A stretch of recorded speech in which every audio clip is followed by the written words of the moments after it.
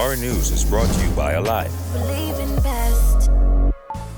Tonight on Our News, the state of emergency could end by August. A bushfire threatens businesses, plus $2.4 million paid out in rental assistance.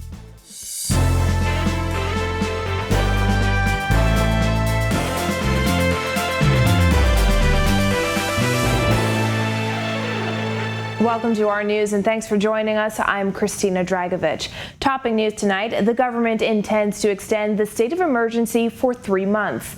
Prime Minister Dr. Hubert Minnis making the announcement in Parliament today, but says he hopes it does not have to drag on for that long. Jasmine Brown reports. Now, therefore, be it resolved that this House, A, approves the continuation of proclamation of emergency made on the 14th day of May 2020 until the 13th day of August 2021. Prime Minister Dr. Hubert Minnis read a resolution in the House of Assembly to extend the state of emergency for another 3 months. However, he expressed hope that the Bahamas will be in a position to abandon the state of emergency before then. It is our hope that we would not need the 3 months. The current state of emergency was due to expire on May 23rd. However, on Friday, Governor General Sir Cornelius Smith issued a fourth proclamation declaring a state of emergency. This gives the competent authority, Dr. Minnis, up to another 6 months of emergency powers. The Bahamas has remained under a state of emergency for 14 months. In issuing the proclamation, the Governor General declared he is satisfied a state of emergency still exists in the Bahamas because of the COVID-19 pandemic. The declaration cited a comparatively low percentage of fully vaccinated persons in the Bahamas, despite the national vaccination program, as well as a third wave of infections across New Providence and Grand Bahama. There have been more than 11,100 confirmed cases of COVID-19 and more than 200 confirmed COVID-19 deaths. Minnis said he remains optimistic. It is our hope that with the vaccination aggressively and progressively moving throughout the world and continue to the Bahamas, and with the cooperation with our populace and following the mitigation protocols of the pandemic, that we would see a turn. And once that commenced, we would love to remove all emergency powers orders so that individuals can return back to their normal life. Now, members of Parliament will get to have their say on the extension on Wednesday, as they're expected to contribute to the debate on the resolution. Reporting for Our News, I'm Jasmine Brown. Well, the public and the opposition reacting to the extension of the state of emergency. Jared Higgs tells us more. I don't think it's necessary. I really don't.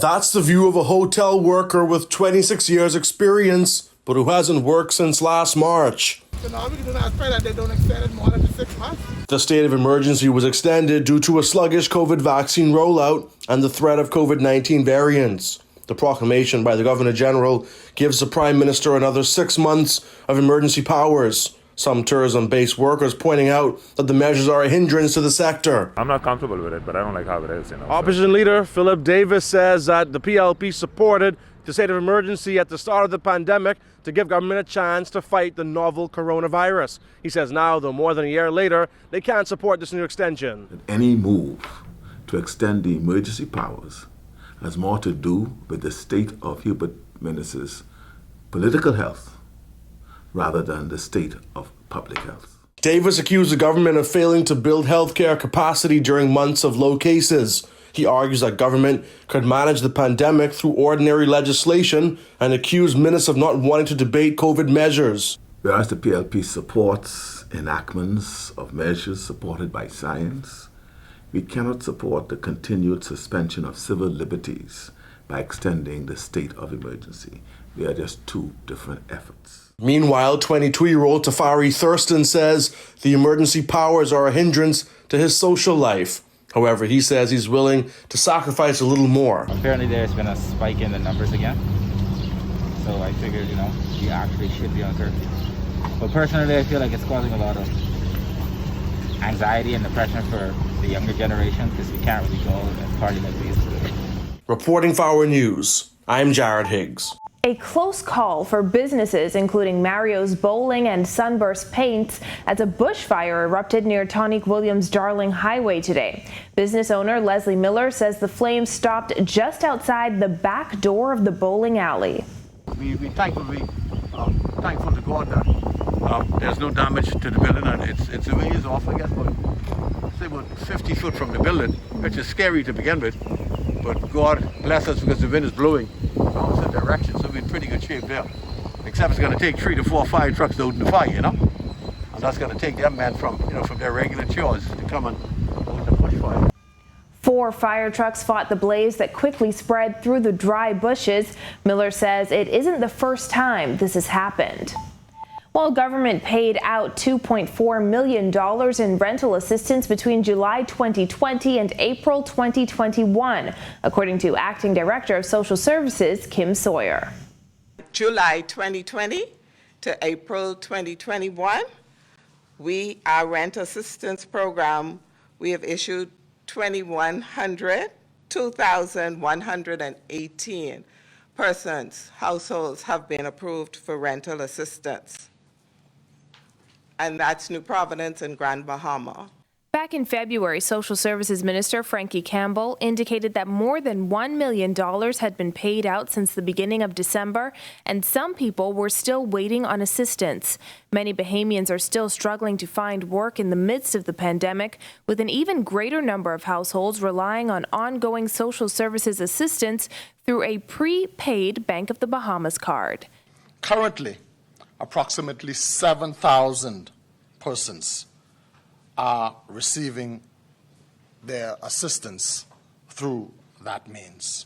Now, social services officials say the process of applying for and receiving government benefits is being streamlined with the debut of Promise, the processing management information system, allowing residents to apply for assistance 24 hours per day through the online portal.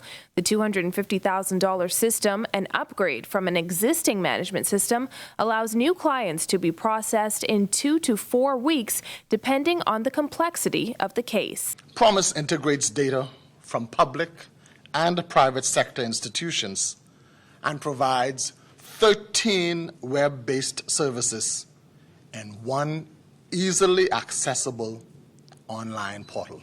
Promise launches June 1st on New Providence and 2 months later on Grand Bahama and the Family Islands.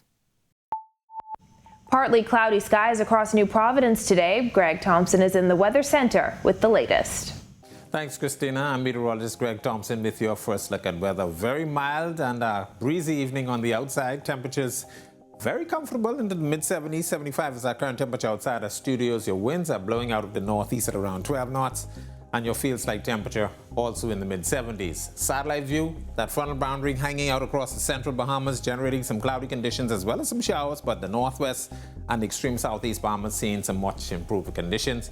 We expect this frontal boundary to continue to dissipate overnight. That's your first look at weather. Your extended forecast is still to come. Still to come, why the PLP leader says he was deprived of his privilege, plus remembering Sir Charles Carter. Stay with us. Every new season of On the Record, we push the limits. Venture into unknown territory. We take our cameras into places unseen before. We share the stories and experiences that affect us all. And now it's time for Season 5.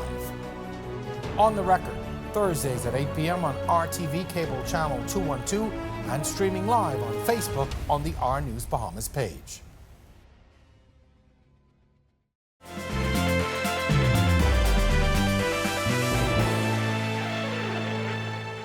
Tributes pouring in for Sir Charles Carter, who was hailed as a cultural giant. Berthany McDermott takes a look at his life and his legacy. Through the lens of party politics and the ears of those that listened to him over the airwaves, Sir Edward Charles Carter was hailed as a cultural icon, statesman, and mentor. But there was another side to him. According to his youngest son, Mark Carter, the veteran broadcaster was most importantly the best father. He was everything to me. He was a father, inspiration. He was someone who not only guided me through my life, but guided pretty much everyone else. Sir Charles got his start as a radio announcer at the Broadcasting Corporation back in 1964 and was appointed general manager of television in 1978. The veteran broadcaster later got into politics and was elected MP for the Holy Cross constituency in 1982, a seat he held for 10 years. He then opened radio station Island FM, which gave a voice to many Bahamian artists. His oldest son, Eddie Carter, said he admired his father's love for country. He turned down jobs and other markets and foreign, I mean, we're talking NBC reached out to him, to the Today Show, and outreach that wanted him.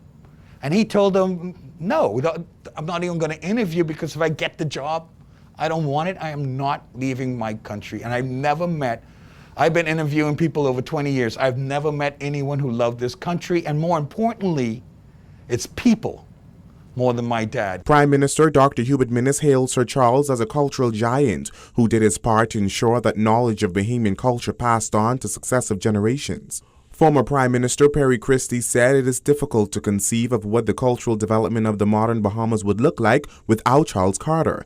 He was in this respect a veritable tour de force. Former Prime Minister Hubert Ingram said Charles Carter never permitted politics to interfere in his personal relationship. I remember well that when in the mid-1980s we went our separate ways politically, he remained a friend. And as the country is still mourning the loss of Sir Carter, the Island FM family is still reeling from that blow. We spoke to one employee who recounted what it was like working with him. He described him as many things. Topping that list was a father. In my collegiate years, I've never had a professor who could have given me the insights that he'd given me, or even tips when I came to him off the record. It was just a magical moment working with him. Sir Charles died in hospital on Saturday surrounded by family. His son shared the last conversation he had with him. As he was going through what he's doing, I would always tell him secrets, and he couldn't tell anyone, right? And I told him a secret, and I was holding his hand, and he said, "That's wonderful." And and I kissed him on the forehead. Reporting for Our News, I'm Berthany McDermott. Well, opposition leader Philip Davis is arguing that Deputy Speaker of the House of Assembly Don Saunders deprived him of his privilege when he ordered Davis to be removed from the House during the May 5th afternoon sitting. While House Speaker Halson Moultrie maintained that Davis had been named and suspended by Saunders, Davis disagreed. I was never suspended. And the transcript doesn't support the fact that he said I was suspended. Mr. Speaker, I don't know what got into the Deputy Speaker to conduct themselves in such a fashion. Saunders called Davis by name and instructed the sergeant at arms to remove him from the House after he refused to stand down and defended Englerston MP Glenys Hannah Martin. At the end of the day, if this is the conduct which this House is willing to embrace by its chair, fine. But it was despicable for the chair to call the police to remove a member because that member was only seeking to be heard. In Parliament today, the Leader of Government Business moved that the period of suspension be set for the remainder of the May 5th session. The House voted that the matter be sent to the Committee on Privilege. Still to come, meet the women linked in friendship and connected in service. Plus, Jonquil Jones returns to the court. The details after this. Every new season of On the Record, we push the limits. Venture into unknown territory. We take our cameras into places unseen before. We share the stories and experiences that affect us all. And now it's time for Season 5. On the Record, Thursdays at 8 p.m. on RTV Cable Channel 212 and streaming live on Facebook on the R News Bahamas page.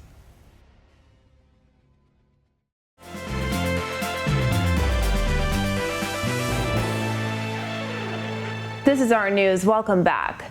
As Grand Bahama continues to rebuild following Hurricane Dorian, one civic organization is helping by building a hurricane shelter. Jillian Gray has the story.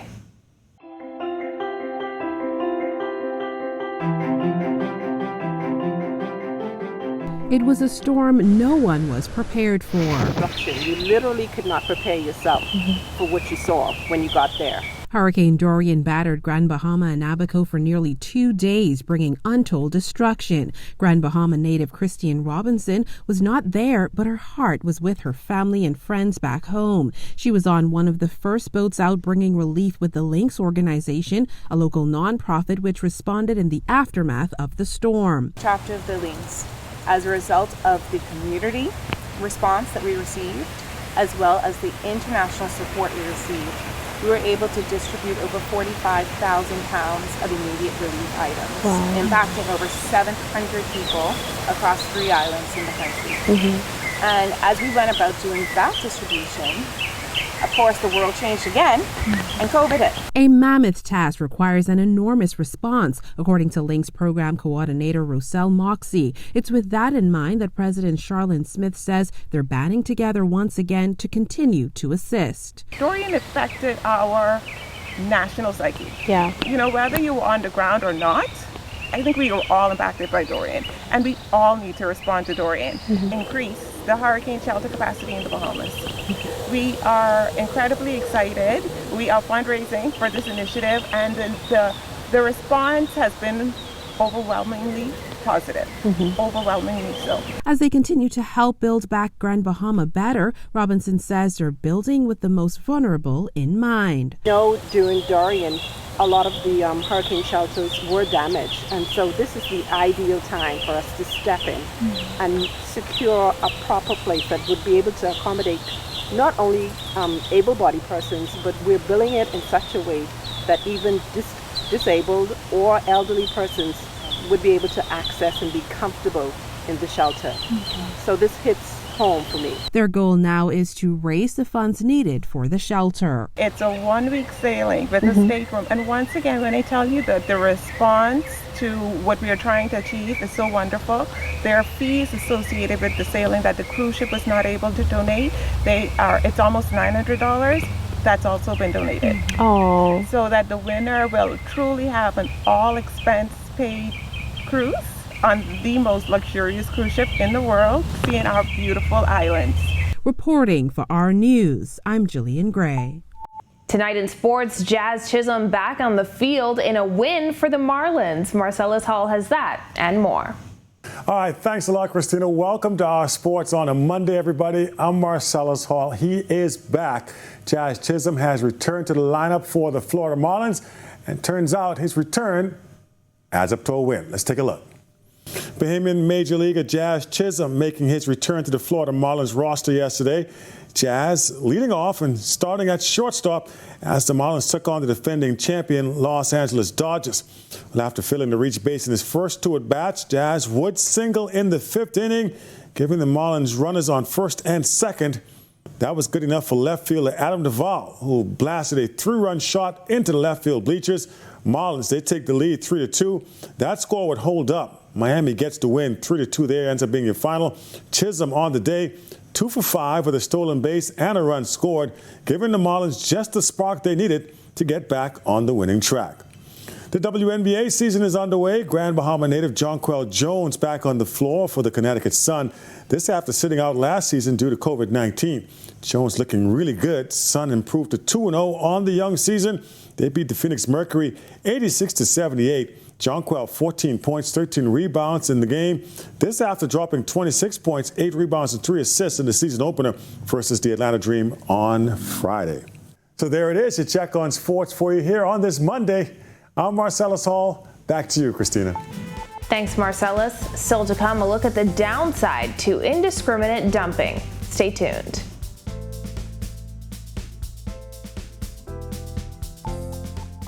Every new season of On the Record, we push the limits. Venture into unknown territory. We take our cameras into places unseen before. We share the stories and experiences that affect us all. And now it's time for Season 5. On the Record, Thursdays at 8 p.m. on RTV Cable Channel 212 and streaming live on Facebook on the R News Bahamas page.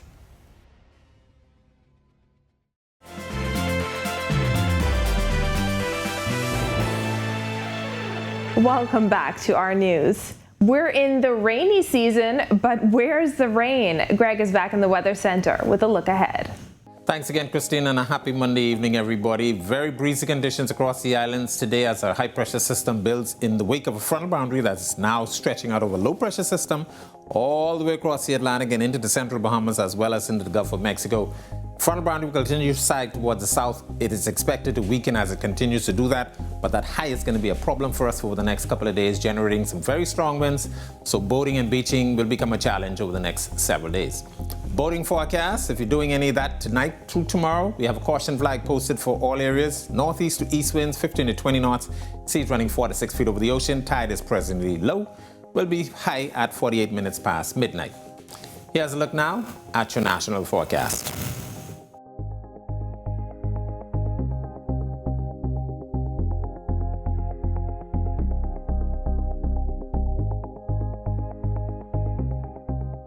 Now we'll look at your extended forecast through Saturday.